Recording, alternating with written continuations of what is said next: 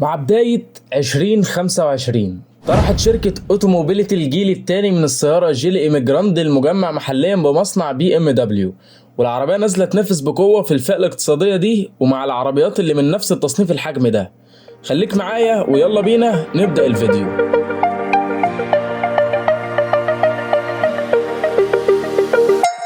السلام عليكم ورحمة الله وبركاته، ازيك عامل ايه؟ يا رب تكون بخير. انا عمرو مجدي وفي الفيديو ده هنتعرف على جيلي ايميجراند 2025 المجمعة محليا، وعايز انوه ما تنساش لايك للفيديو وتشترك في القناة علشان ناس كتيرة بتتفرج علينا وتمشي من غير ما تتفاعل. ده الجيل الثاني من جيلي ايميجراند، والعربية دي بتصنف كومباكت سيدان مدمجة، والعربية متوفرة في فئتين اسعارهم الرسمية في الوقت الحالي. الفئة الاولى ب 850 الف جنيه والفئة الثانية ب 970 الف جنيه، وتقدر تشوف الاسعار والفروق بين الفئات من خلال موقع كونتاكت كارز، هسيب لك اللينك في الوصف. جيلي ايميجراند اصبحت مميزه بتصميم عصري فيه لمسات كبيره من الفخامه، بدايه في الواجهه الاماميه اللي اول ما تشوفها تفكرك بهويه فولفو مع المصابيح ال LED والشبكه الاماميه وفتحات التهويه. والتصميم الجانبي مميز بجنوط سبور بمقاس 17 بوصه في الفئه الثانيه، ولكنه في الفئه الاولى جنط حديد 15 بوصه، والعربيه مميزه بمرايات ضم كهرباء في الفئه الثانيه. ومتميز جنب العربيه ايضا بفريم كروم حوالين الزجاج الجانبي وخطوط خفيفه. وبالنسبه لظهر العربيه فهو هيديلك ايحاء بهويه اودي في تصميماتها. ظهر العربيه مميز بمصابيح LED ايضا مع البار الليد العريض اللي تحت كلمه جيلي والكاميرا الخلفيه. التصميم الداخلي مع اول نظره ليه بيديك ايحاء بانك داخل تركب عربيه فخمه ومريحه.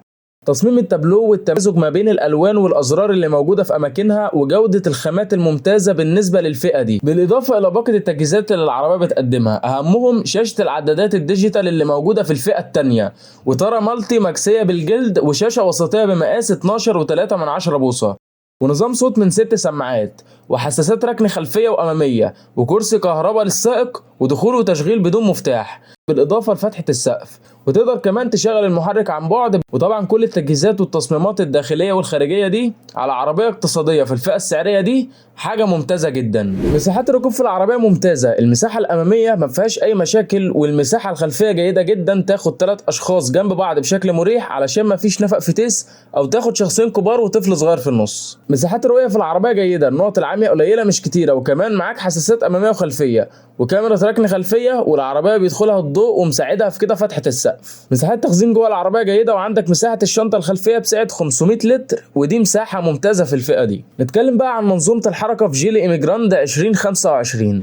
العربيه دي متوفره بمحرك 4 سلندر 1500 سي سي، تنفس طبيعي مش تربو، بيطلع قوه 121 حصان وعزم 152 نيوتن متر، متوصل بفتيس اوتوماتيك عادي من 6 سرعات، والعربية بجر أمامي للعجلات. أرقام الأداء من 0 ل 100 في 12.5 ثانية، ومتوسط استهلاك البنزين في العربية رسميا 6.5 لتر لكل 100 كيلومتر. أداء الموتور اقتصادي بتاع استخدام عادي جدا واستخدام يومي، معمول للناس اللي بتشتري عربية اقتصادية علشان تروح تودي ولادك المدارس وتروح شغلك وتخرج بيها في مشاوير آخر الأسبوع، المشاوير العادية دي. العربية بتأدي بشكل جيد جدا، الموتور أداؤه كويس ومناسب مع العربية ومتقفل بشكل ممتاز، وبيديك استهلاك بنزين ممتاز. بيكمل معاه الفتيس الأوتوماتيك العادي اللي من 6 سرعات. الفتيس ده اضافه قويه للعربيه بدلا من انه لو كان حطه CVT، لان الفتيس الاوتوماتيكيه العاديه اعطالها قليله وبتبقى مكمله منظومه الاقتصاديه بشكل حلو. نظام التعليق في العربيه دي متوازن ما بين الراحه والثبات، بيمتص النقر والمطبات على مختلف السرعات بشكل كويس، وبيديك ثبات حلو على السرعات العاليه، ومساعده في كده عرض العربيه. والعزل الصوتي في العربيه جيد، هتسمع صوت الهواء بدايه من السرعات العاليه على 100 كده، وعزل صوت تفاعل العفشه كويس. بيعيب العزل بس انك هتسمع صوت الموتور بشكل واضح. وتكييف العربيه بيأدي بشكل جيد جدا، وعندك فتحات تكييف للكنبه الخلفيه، والفتحات دي اضافه كويسه في العربيه لانها مش موجوده في معظم العربيات اللي في الفئه السعريه دي. وتجهيزات الامان في العربيه ممتازه، العربيه بتقدم لك 6 ايرباج، وABS نظام منع انغلاق الفرامل، وEBD نظام توزيع قوه الفرمان على العجلات،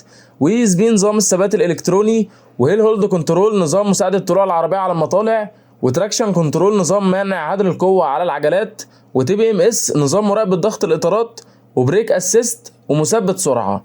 وتجهيزات الامان دي كلها موجوده في الفئه الثانيه، والتجهيزات دي حاجه عظيمه جدا على عربيه في الفئه دي بالسعر ده. الخلاصه معانا في جيلي ايميجراند 2025، العربيه دي مميزه بتصميم خارجي وداخلي شكلهم عصري، وخامات داخليه وتجهيزات كتيره ممتازين. ومساحات ركوب ورؤية وتخزين كويسين قوي على عربية زي دي، وموتور هدفه الاقتصادية والاعتمادية في الاستخدام، ونظام تعليق متوازن وعزل صوتي جيد، وتكييف أداؤه جيد جدا، وأنظمة أمان أساسية مهمة وبالزيادة في العربية دي. العربية مناسبة للمشاوير اليومية والتنقل ما بين المدن الجديدة.